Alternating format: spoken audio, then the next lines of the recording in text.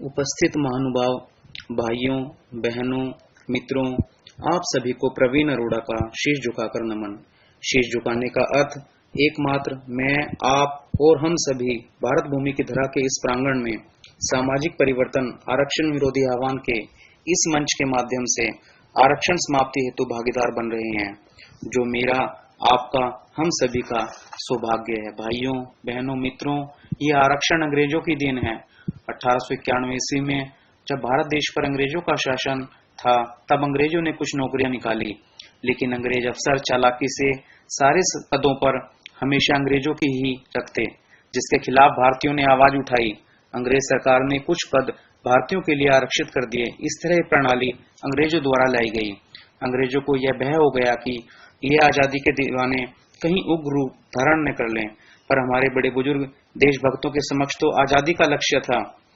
वे आजादी के दीवाने मानने वाले कहाँ थे? उनके भीतर तो यह भावना थी, कहीं पर्वत झुके भी हैं, कहीं दरिया रुके भी हैं, नहीं रुकती रवानी है, नहीं झुकती जवानी है। गुरु गोविंद के बच्चे उम्र में थे अभी कच्चे, मगर थे सिंह के बच्चे।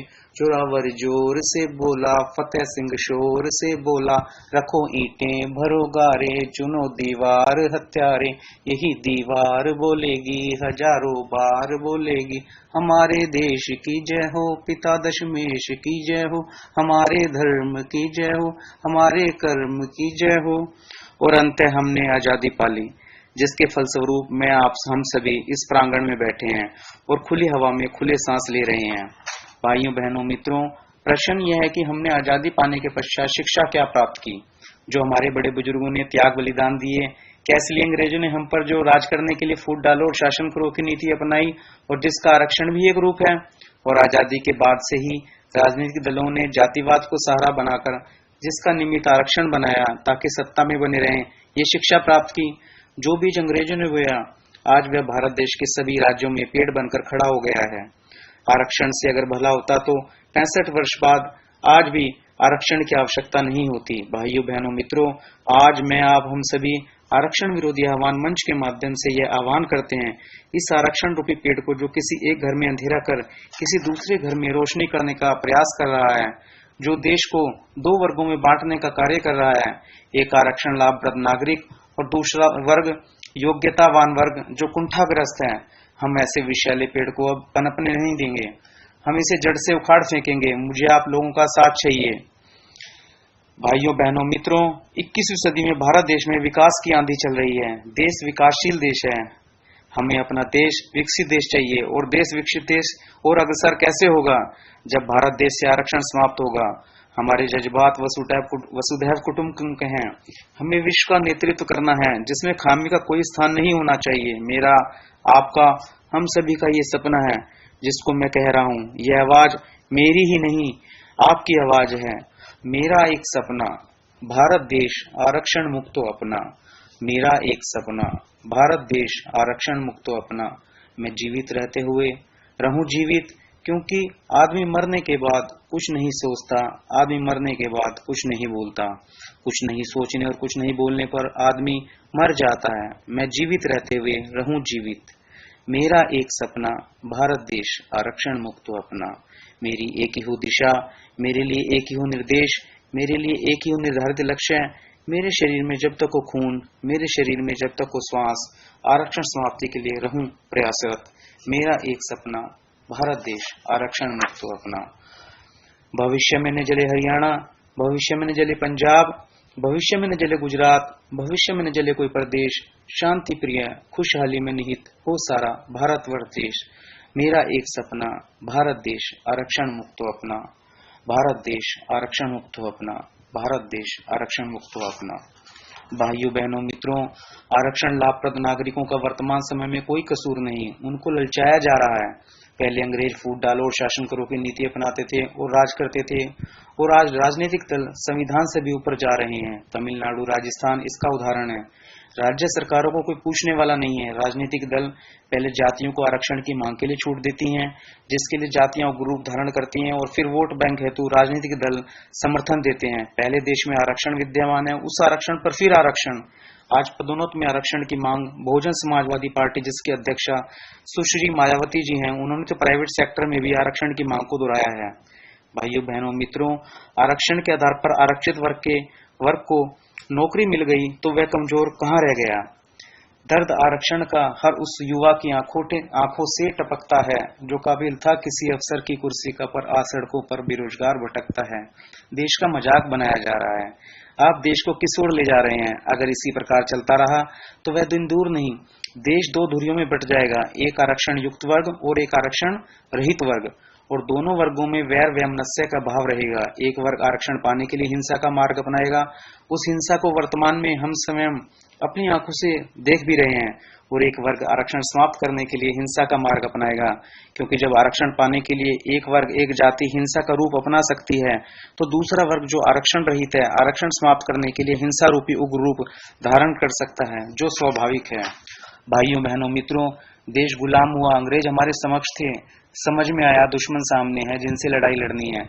आज किससे लड़ाई लड़ें? अपनों से, आपस में। समय की कितनी बड़ी विडंबना है। सिस्टम सत्य को सत्य स्वीकारने को तैयार नहीं, वह जातिवाद की खाई को आरक्षण का निमित्त बनाना चाहता है। मेरे भाइयों बहनों मित्रों, आप अपने ऑफिस, कार्यस्थल, पड़ोस में रहते हैं, आपस में व्यवहार करते हैं, आप जाति देखकर व्यवहार करते हैं क्या?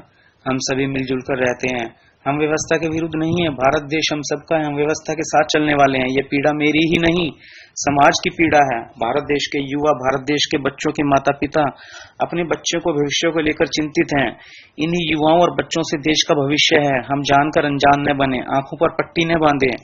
मैं सर्वप्रथम अनुरोध करता हूं आरक्षण लाभप्रद नागरिकों से, अनुरोध है कि वे देश हित हेतु योग्यतावान व्यक्ति जो कुंठाग्रस्त हैं हेतु, देश उत्थान हेतु, देश में संभाव समरसता हेतु, वसुधैव कुटुंबकम की भावना हेतु, ऊंच नीच की भावना समाप्ति हेतु, जीवन जीने की कला के उच्च मापदंडों आदर्शों हेतु हम सभी ऊंचे शिखर की ओर अग्रसर हों। राजनीतिक दलों, सरकारों, पक्षी पार्टियों, विपक्षी पार्टियों, इन सब से ऊपर उठकर एक आदर्श प्रस्तुत करें। आरक्षण रूपी खामी जो देश के प्रशस्त मार्ग में बाधक है, उसे दूर करें। आप सभी प्रत्यक्ष देश की मौजूदा स्थिति में प्रमाण साबित हों, और आज देश को आपके त्याग की जरूरत है। आप आगे आए। आज भारत देश को आपके आह्वान की आवश्यकता है। आप देश में ऊंचे आदर्शों का उदाहरण प्रस्तुत करें। भारत देश त्याग की भूमि है। आओ हम सब पूर्व अंतर्राष्ट्रीय खिलाड़ी, लखनऊ निवासी नरेश कुमार बावाना, दिल्ली निवासी की भांति आरक्षण का लाभ छोड़कर सोच से इतना ऊपर उठ जाएं कि राजनीतिक दल, पक्षी विपक्षी पार्टियां आपसे प्रेरित हों और अंग्रेजों की भांति देश में फूट डालो और शासन करो की नीति को न अपनाएं, और इसमें आप एक मिसाल बने। ये हम सभी भली भांति परिचित हैं। आरक्षण क्यों प्रारंभ हुआ, क्या जरूरत थी या नहीं, हमारे बड़े बुजुर्गों ने जो फैसले लिए उचित थे या अनुचित, हमें उन निर्णयों की वेलना अवहेलना में नहीं जाना है। वर्तमान समय में वह गठरी हम अपने सिर से उतारना चाहते हैं। अब यह बोझ है जिसे अब हम नहीं उठा सकते, और अपने आने वाली पीढ़ी को भी हम नहीं विरासत में देना चाहते। जब जातियां आरक्षण पाने के लिए हिंसा का उग्र रूप धारण कर सकती हैं, वर्तमान समय में हरियाणा का उदाहरण हमारे समक्ष है। जान माल का कितना नुकसान होता है, जीवन की क्षति होती है। आम नागरिक, प्रशासनिक सेवा में, पुलिस विभाग में लगे कर्मी, उनके जीवन की कीमत नहीं क्या? किसी का भाई, किसी का पिता, किसी का बेटा, किसी की बहन, किसी की माता की मृत्यु हिंसा में हो जाती। मैं पूछना चाहता हूं ऐसे निर्दयी हिंसा करने वालों से, मैं पूछना चाहता हूं राजनीतिक दलों से, मैं पूछना चाहता हूं देश की पक्षी विपक्षी पार्टियों से, मैं पूछना चाहता हूं देश की सरकारों से, इन मौतों का जिम्मेदार कौन है? कौन जिम्मेदारी लेगा? मेरे भाइयों बहनों मित्रों, जिसके जान माल की हानि होती है उसके घर जाकर पूछो, जिसके घर में जीवन चला जाता है उस पीड़ा को उनसे पूछो, वे पीड़ा क्या होती है। हमने तो समाचार सुने और कुछ समय बाद भूल गए, लेकिन हम न भूलेंगे न भूलने देंगे। सरकारों को जवाब देना होगा, उनकी जवाबदेही बनती है। इन हालातों, स्थिति, मौतों का जिम्मेदार व्यवस्था प्रणाली है जिसमें परिवर्तन आना आवश्यक है। ये हरियाणा का उदाहरण है। पूर्व में कई घटनाएं हुई, भविष्य में घटनाएं और राज्यों में जातियां आरक्षण पाने के लिए उग्र रूप धारण कर सकती हैं। समय आ गया है आरक्षण को जड़ से उखाड़ फेंके। सरकारों को पहल कर आरक्षण समाप्त करने के लिए दीर्घकालीन योजना की घोषणा करनी चाहिए। आरक्षण लागू करने से पूर्व कभी भी देश में चर्चा का माहौल ही नहीं बनाया गया।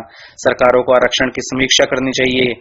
आओ हम सब मिलकर राजनीतिक दलों से ऊपर, राजनीति से ऊपर उठकर देश हित हेतु विश्व में एक उदाहरण प्रस्तुत करें। भारत देश त्याग की भूमि है जिसमें खामियों का कोई स्थान नहीं होना चाहिए। आरक्षण को समाप्त कर एक खुशहाल भारत बनाएं। मैं प्रवीण अरोड़ा समाज के प्रहरियों बुद्धिजीवियों से निवेदन करता हूँ, भारत देश में निहित बेरोजगार, भारत देश में निहित वास्तविक योग्यतावान व्यक्ति जो पदोन्नति में आरक्षण से कुंठाग्रस्त हैं, उनके स्थान पर बैठकर सोचने का प्रयत्न करें और उचित निर्णय लें, ताकि कहीं रोशनी में और अधिक रोशनी करने से जिस दूसरे घर में अंधेरा है वह अंधेरा और गहरा न हो जाए। मेरा निवेदन, अनुरोध, प्रार्थना समाज के सभी वर्गों से भारत देश की जो सबसे बड़ी खामियों में से एक प्रमुख खामी को दूर करें। आओ हम सब देश हित हेतु यह प्रण लें कि आरक्षण रूपी खामी को इतिहास बना देंगे, क्योंकि वर्तमान समय में 21वीं शताब्दी में भारत देश में आरक्षण का कोई स्थान नहीं है। आरक्षण निश्चित समाप्त होगा, जरूरत है हमारे दृढ़ संकल्प की।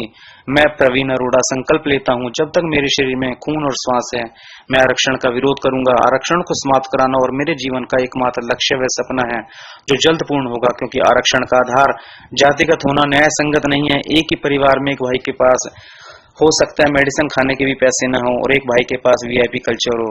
राजनीतिज्ञों से, सभी नागरिकों से निवेदन है, वे अपने निजी स्वार्थों में स्वार्थ लोलुपता से ऊपर उठकर देश हित के लिए आगे बढ़ें। देश उत्थान हेतु भारतवर्ष में आरक्षण का विरोध करने वाले सभी मंचों का आह्वान है, आओ हम सभी एक सूत्र में पिरोकर एक माला बन जाएं। आरक्षण को समाप्त कराना जिम्मेदारी बहुत बड़ी है, नामुमकिन नहीं है। मुझे आप लोगों का साथ चाहिए। अंत में मैं प्रवीण अरोड़ा आपसे कहना चाहूंगा, आरक्षण विरोधी आह्वान आपका आंदोलन है। यह आवाज मेरी नहीं, आपकी आवाज है। देश बादशाहों से नहीं आवाम से होता है।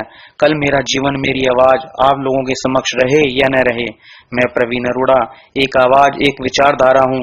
मैं तो आप हूँ, बस फर्क इतना है, शरीर मेरा है, मेरा नजर आ रहा है। आप तन मन धन से सहयोग देकर आरक्षण समाप्त करने में भागीदार बने। धन्यवाद।